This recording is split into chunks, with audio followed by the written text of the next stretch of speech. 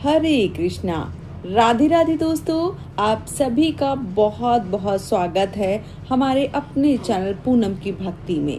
दोस्तों, भगवान श्री कृष्ण का नाम लेते ही मन में प्रेम और भक्ति और एक अलग ही आनंद की अनुभूति होने लगती है। कान्हा की मुरली, उनके बाल स्वरूप की मनमोहक छवि और राधा कृष्ण की प्रेममय लीला हर भक्त के मन को मोह लेती है। और अब आने वाला है भगवान श्री कृष्ण के जन्म का सबसे पावन पर्व श्री कृष्ण जन्माष्टमी। लेकिन क्या आप जानते हैं साल 2026 में जन्माष्टमी कब मनाई जाएगी? भगवान श्री कृष्ण के जन्म के समय कौन सी तिथि और नक्षत्र था? जन्माष्टमी का व्रत हमें कैसे खोलना चाहिए? आधी रात को कौन सी पूजा करनी चाहिए और व्रत का पारण कब किया जाता है? इन सभी विषयों पर आज हम चर्चा करने वाले हैं। अगर आप भी इन सभी सवालों के जवाब जानना चाहते हैं तो वीडियो को बिल्कुल अंत तक जरूर देखिएगा। दोस्तों, अगर आप पहली बार इस चैनल पर आए हैं, पूनम की भक्ति चैनल को सब्सक्राइब जरूर कर लीजिएगा। बेल बटन को जरूर दबा लीजिए, क्योंकि यहाँ आपको व्रत, त्योहार, पूजा विधि और सनातन धर्म से जुड़ी महत्वपूर्ण जानकारी लगातार मिलती रहेंगी। और अगर आप भगवान श्री कृष्ण के भक्त हैं तो वीडियो की शुरुआत में ही कमेंट कर दीजिए जय श्री कृष्णा। साल 2026 में श्री कृष्ण जन्माष्टमी कब मनाई जा रही है? तो दोस्तों, पंचांग के अनुसार श्री कृष्ण जन्माष्टमी जो है वो आने वाली 4 सितंबर दिन शुक्रवार को मनाई जा रही है। इस दिन भाद्रपद मास के कृष्ण पक्ष की अष्टमी तिथि रहेगी। उपलब्ध पंचांग की गणना के अनुसार अष्टमी तिथि 4 सितंबर को रात्रि को 2:25 के आसपास शुरू होकर 5 सितंबर की रात 12:13 के आसपास समाप्त हो रही है। और इसी दिन रोहिणी नक्षत्र जो है वो भी पड़ रहा है, तो बहुत ही शुभ संयोग बन रहा है। भगवान श्री कृष्ण की पूजा के लिए जो निशिता काल यानी मध्य रात्रि का समय है वो विशेष माना जाता है। और अपने शहर के अनुसार पूजा का जो समय है वो जरूर देख लीजिएगा, क्योंकि हर जगह का थोड़ा सा समय जो है वो अलग हो सकता है। तो आपके स्थानीय पंचांग के अनुसार अंतिम मुहूर्त जो है वो जरूर देख लीजिएगा। दोस्तों, जन्माष्टमी के अगले दिन यानी 5 सितंबर 2026 को दही हांडी का जो पर्व है वो मनाया जाएगा। भगवान श्री कृष्ण का जन्म कैसे हुआ, तो आइए इस बारे में जान लेते हैं। तो दोस्तों, भगवान श्री कृष्ण के जन्म की अद्भुत कथा जो है वो द्वापर युग में मथुरा नगरी पर राजा कंस का शासन था। कंस बहुत ज्यादा शक्तिशाली था, लेकिन उसके अत्याचारों से प्रजा परेशान थी। एक दिन जब कंस अपनी बहन देवकी को उनके पति वासुदेव के साथ विदा कर रहा था, तभी आकाशवाणी हुई, हे कंस, जिस देवकी को तुम इतने प्रेम से विदा कर रहे हो उसकी 8वीं संतान तुम्हारे विनाश का कारण बनेगी। आकाशवाणी सुनते ही कंस भयभीत हो गया। उसने देवकी और वासुदेव को कारागार में डाल दिया। देवकी की संतानों को कंस ने एक एक करके मार डाला, लेकिन 8वीं संतान के रूप में स्वयं भगवान श्री हरि विष्णु ने कृष्ण के रूप में अवतार लिया।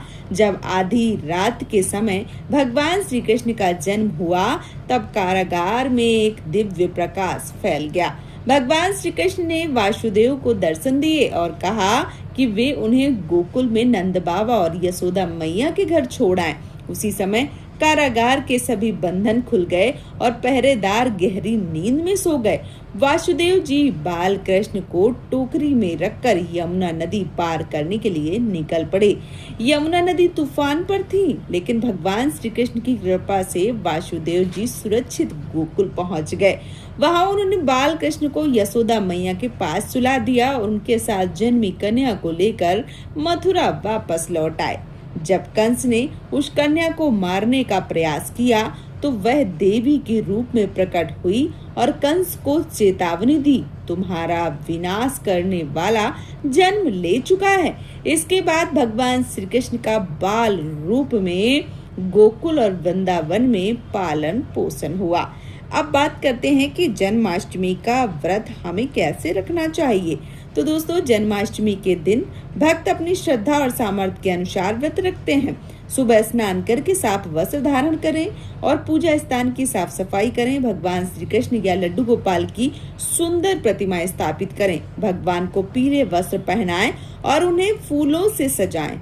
दिन भर भगवान श्री कृष्ण का नाम लें और उनके भजन सुनें। व्रत रखने वाले भक्त अपनी क्षमता के अनुसार फलाहार और सात्विक आहार ले सकते हैं। निर्जला व्रत हर व्यक्ति के लिए आवश्यक नहीं है, खासकर गर्भवती महिलाएं, बुजुर्ग, बच्चे या किसी बीमारी से पीड़ित व्यक्ति को व्रत अपने सामर्थ्य के अनुसार ही रखना चाहिए। अब बात करते हैं कि रात्रि में भगवान श्री कृष्ण की पूजा हमें किस प्रकार से करनी चाहिए। तो रात में भगवान श्री कृष्ण के जन्म के आसपास पूजा की परंपरा है। सबसे पहले भगवान का पंचामृत से अभिषेक करें, फिर शुद्ध जल से स्नान करवाएं। भगवान को सुंदर वस्त्र पहनाएं, मोर मुकुट, बांसुरी, फूल और आभूषणों से बाल गोपाल को सजाएं। इसके बाद भगवान को चंदन, अक्षत, फूल और तुलसी दल अर्पित करें। भोग में माखन, मिश्री, फल, मिठाई और अपनी श्रद्धा के अनुसार प्रसाद अर्पित करें। इसके बाद भगवान श्री कृष्ण की आरती करें और परिवार के सभी सदस्यों के साथ मिलकर कृष्ण जन्म का उत्सव मनाएं। तो भगवान श्री कृष्ण का जो जन्म है वो आप अपने अनुसार मना सकते हैं, आपके घर की परंपरा के अनुसार मना सकते हैं, या जिस प्रकार से मैं बता रही हूँ इस प्रकार से भी मना सकते हैं। अब बात करते हैं कि कृष्ण जन्माष्टमी में किस मंत्र का जाप करना चाहिए। तो दोस्तों, जन्माष्टमी के दिन भगवान श्री कृष्ण के मंत्रों का जाप भक्ति भाव से किया जाता है। यदि आप 108 बार मंत्र का जप कर लेते हैं तो ये बहुत ज्यादा शुभ बताया गया है।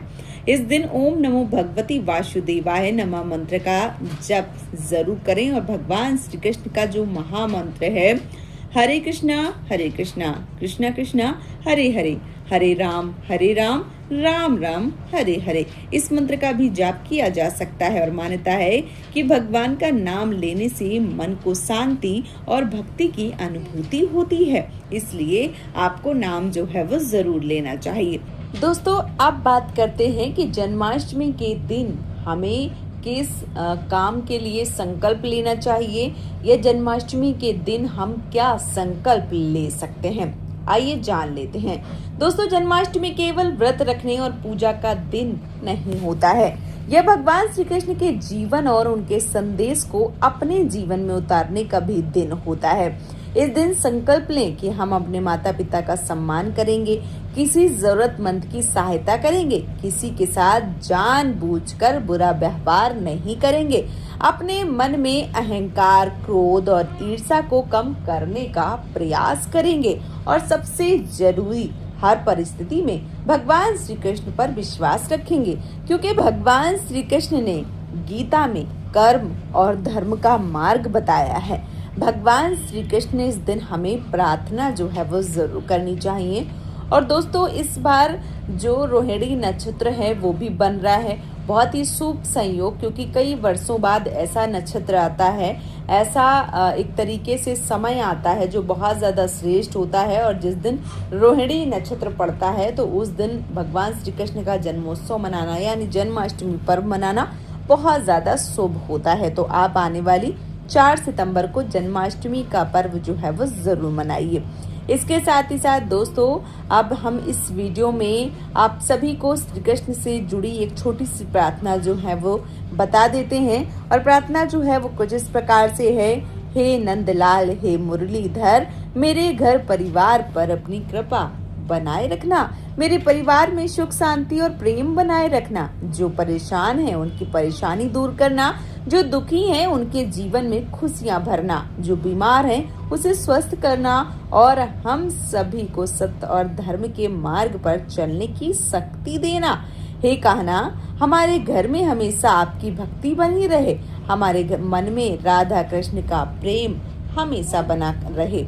तो दोस्तों, इस वीडियो में हमने जाना भगवान श्री कृष्ण से यानी भगवान श्री कृष्ण जन्माष्टमी साल 2026 की तारीख, व्रत पूजा विधि, भगवान श्री कृष्ण से जुड़ी एक जन्म कथा और शुभ मंत्र। अगर आपको यह जानकारी पसंद आई है तो वीडियो को लाइक जरूर करें, और अगर आप चाहते हैं कि हम आपको आने वाले सभी व्रत, त्योहार, शुभ तिथि, पूजा विधि और धार्मिक कथाओं की सही और सरल जानकारी देते रहें तो हमारे चैनल पूनम की भक्ति को सब्सक्राइब जरूर कीजिएगा, क्योंकि आपका एक छोटा सा सब्सक्राइब हमारे लिए बहुत बड़ा आशीर्वाद और हौसला है। अपने परिवार और कृष्ण भक्तों के लिए इस वीडियो को जरूर शेयर कर दीजिए, और जाते जाते कमेंट बॉक्स में राधे राधे या जय श्री कृष्णा। भगवान श्री कृष्ण आपके समस्त परिवार पर अपनी कृपा बनाए रहें। आप सभी को जन्माष्टमी पर्व की ढेरों शुभकामनाएं। राधे राधे दोस्तों, जय श्री कृष्णा।